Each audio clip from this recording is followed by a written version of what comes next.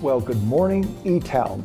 It's Friday, March the 19th, and we are just 1 week away from a much needed spring break for our teachers, our staff, and our students and families.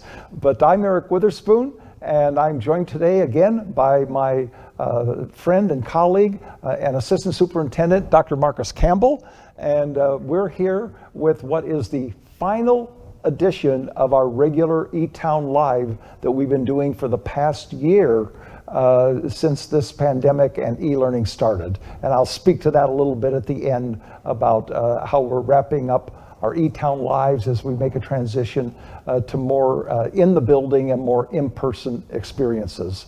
But Marcus, a big good morning to you, and how are you doing this morning? Doing well this morning. Can't believe it's been a year since we've been doing these, but it certainly felt like that and then some. But no, it's been quite the year, and we're looking forward to finishing it up. Yes, we are. And I love the way you worded that in terms of our E-Town Lives. In some ways, it's like, wow, it's already been a year. And for many of us, the past year seems more like 20. And I know that has to be true to all of you who are part of the audience and tune in as many of you have done regularly for E-Town Live. I want to begin by indicating that we really have to acknowledge that there's been some heaviness in our hearts here at ETHS in just recent weeks. We have lost two of our students. One is a recent alum, Matt Bussey, and Matt passed away not long ago. And then we had another student, Jose Sanchez Guerrero, who passed away just recently. And to lose a student in any school is just devastating. These are people that we grow close to. They are truly part of the ETHS family. We know them, we see them, we enjoy watching them grow as adolescents. And to lose both Matt and Jose in such but in such a close time frame has just really been rough. And to everybody listening in, I want you to know that it has really weighed heavily on our E-Town family. And I just send my condolences and my deepest sympathy to the families of Matt and to Jose. Also, I just think it's a reminder again that we really have to look out for each other. That the well-being of our students and our staff and of all the families associated with our students and staff are all part of a shared human experience that we have here in Evanston. A shared human experience where ETHS is a big part of our lives. So to each of you, we as an institution will continue to look out for one another's well-being, and we as one another need to look out for one another's well-being. Marcus. Thank you. So these recent losses have had a cumulative impact on our community. You may remember we started the year with loss of students, and we have been experiencing a continued loss with the school and our routine. There's just been a lot of grief. And I was speaking with the staff member who was close to one of the students who passed away, just to check with them to see how they were doing. When they got the news, and they said that they threw up and they cried. And it just reiterates that this is just a very difficult time for our school. It's a very difficult time for our community. It's a very difficult time for our students. And as Dr. Witherspoon mentioned, we should really work really hard to be there for each other the best way that we can. But I'm thankful for our crisis care team, our department chairs, and so many who dedicated staff who had to respond with such compassion to the families and the friends and the loved ones of Matt and Jose. We know that the staff are often doing this work in the midst of their own grief and sadness because of the close connections in this community. As we look back on the year we've been through, I want to acknowledge that the far-reaching impact of violence and racial injustice that continue to permeate around us, it's just devastating. The recent rise in hate crimes against Asian people and the killing of Black and brown people tells us that there is so much more work that needs to be done. Even as the pandemic continues, we cannot ignore this call for change. Eric? Yeah, thank you for lifting that up. Racism and discrimination is absolutely woven into the fabric of our nation, into the fabric of this society. And it has really, all the way back to our original sin of slavery, all forward through these 400 years, it's never been away from us. Sometimes it seems to rear up and be noticeable to the greater society, but those who endure racism and injustices live with it every day. There is no break. And I really want us to reflect on that as we think about what our role is in this community, in this school. I really believe that schools need to be key in eradicating racism and racial and social injustices. I think that schools need to help young people to really develop a keen awareness and understanding and be equipped with the tools to not only deal with it in their own lives, but to deal with it in ways to be anti-racist and to simply not allow it to happen in their presence as they go forward from this school and throughout their adulthood. I really believe that the hope of the future in this case really does lie with young people. We always, when there are problems facing a society, we say, well, our young people will be the ones to address it. Today, I believe that more than ever. I've watched our students who participate in our Beyond Diversity, our courageous conversations about race, our SOAR, who are literally taking leadership roles in this high school to combat and eradicate racism. And so I just want all of us to remember that we need to do whatever we can to help nurture that along and help our young people be empowered to be leaders right now, today, and to be the leaders of the coming generations. But we have some really good examples of other things that show the power, collective power of a community. And one of them is how this community has combated coronavirus. I think you know that Evanston has done really much better than surrounding communities and other communities around the country. But that's not because we live in some magical place that the virus can't infect. It's because we've been doing what we should be doing all along. We have had some outbreaks among some of our young people, but we haven't had the kind of outbreaks that other neighboring communities have had. Because I have come to recognize our students have overwhelmingly been doing what they needed to do. And of course, the entire adult community has been taking those precautions. And if any community embraced wearing of masks and social distancing, and of course the frequent hand washing and sanitizing, it has been this community.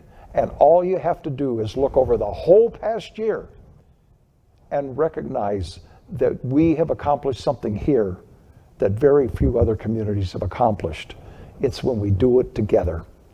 I have a really great example of that. So I put out a plea this winter and now as we head towards spring that we really needed to get our staff vaccinated. And as many of you know, we're following it nationally. The rollout was a little halted and halting, and it really wasn't a smooth rollout, even though our staff's been in 1B eligibility for a long, long time. But folks have been getting it done, and they've been getting vaccinated and figuring out on their own, and finally, a community effort pulled it all together. And Mayor Haggerty actually found a contact here in an Evanston business called Walgreen Health Solutions, and put us, District 65 and 202, in contact with them. We had a great working meeting with them, and we got connected to Walgreens and what they're being able to do to vaccinate. And Walgreens was already connected to the Regional Office of Education that serves our region. Now, it may sound like a lot of players, but I say all this on purpose to realize all these partners came together and said, we will find a solution.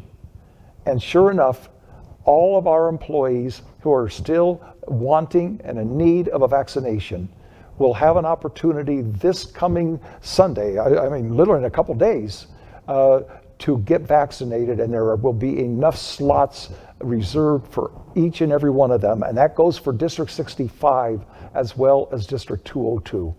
And I just point that out because I really think it's important to remember that we take care of each other.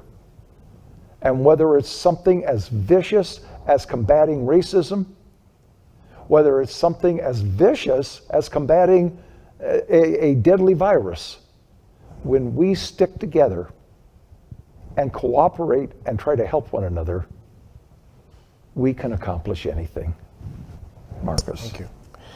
So in this challenging year, ETHS has moved forward. We've pushed our way. We're plowing forward the best way that we can. And the ETHS leaders have used this time to reflect on the important needs and priorities of our school community. And we know that we can make ETHS a more welcoming place when we're back together, because we know how hard it's been while we've been apart. So we've been thinking about the fall, and you'll hear more about that soon. But for now, ETHS starts fourth quarter this week. Please remember to check your email and our website for updates. Fourth quarter is a very busy time of year, and this year is no exception. We shared quite a bit of information this week. For example, ETHS seniors, please make sure to check your email for the link to the virtual assembly that will be held this upcoming Monday, March 22nd. Important information about graduation events and deadlines will be shared. Seniors will also pick up your caps and gowns on Monday, March 22nd. Again, check your email for details. You can check out Senior Central on the ETHS website for other key dates. So please, seniors, we've got a lot coming your way, so we want to make sure that you get it all. This week, the cohort assignments were sent to students who selected hybrid instruction. Remember that the start date for the hybrid schedule is April 14th. This date was changed once we learned that we would only need 1 day for the SAT instead of 2 days. The SAT exam will be given to all grade 11 students on Tuesday, April 13th. There was no school for freshmen, sophomores, or seniors on that day. There are also important updates to SAT testing on April 13th. As usual, details will be emailed as the dates get closer, so students will know know which entrances to use, the health protocols that will be in place, and more logistical information. Another important testing update is that current seniors will not be required to take the SAT. This is a new public act indicating all grade 12 students eligible for graduation regardless of whether they took the SAT in 11th grade. So all of this information has been shared. You can check our website for more information, but that's a lot. There's a lot of happening, there are a lot of moving parts, so just bear with us as we try to get all of this information to you. Eric? Well, there sure is a lot. I'll just mention one other testing situation, that's AP exams. And we've already shared and posted the information about the AP exam schedule for all of those who are involved in that. Unfortunately, the AP is giving us very little flexibility. Here we are in the midst of a pandemic. Here we are in an entire academic year nationwide that has been impacted by a pandemic, and yet we really are having to really hustle to get the AP exams done because of that lack of flexibility. Our very own Dr. Pete Bavis, our Assistant Superintendent for Curriculum and Instruction, actually just had a terrific article published in Education Week, which is a national publication. And the title of Dr. Bavis's article is AP Exams Can't Be Business as Usual This Year. I just wish they would have listened to him. But he made the points of why this is not a business as usual year. But to all of you enrolled in AP classes, give it your best. We'll get the job done. And in May, we'll even get that testing taken care of as well. Finally, I want to just come back to where I started. So this will be our last eTown Live on this regular schedule that we've been following since last year. And that is because, of course, we are transitioning now to the hybrid model, and we're going to have our staff, our teachers will be here at ETHS, and some of our students will be coming in on a rotating basis in this hybrid in-person. This experience in the months of April and May is going to give us a chance to really examine our hybrid plan and make sure that our mitigation efforts, everything we've done to transform this high school into a safe place, is really working. We want to make sure that we have the formula right. And as we transition in the next several weeks, it's also going to give us an opportunity to learn from that. And that learning curve is going to help us make other decisions going forward, both in the summer and in the fall. It's been a heck of a year. We can't declare victory, but we know that there are many things transitioning now, and there are many good signs. I wish for all of you the ability to get a vaccination in the next, if you haven't already, in the next coming months. I wish for all of you to remain wearing those masks and social distancing in the meantime. And I wish for all of you good health and good safety. And starting a week from today, a well-deserved spring break. It's a great day to be a wild kid.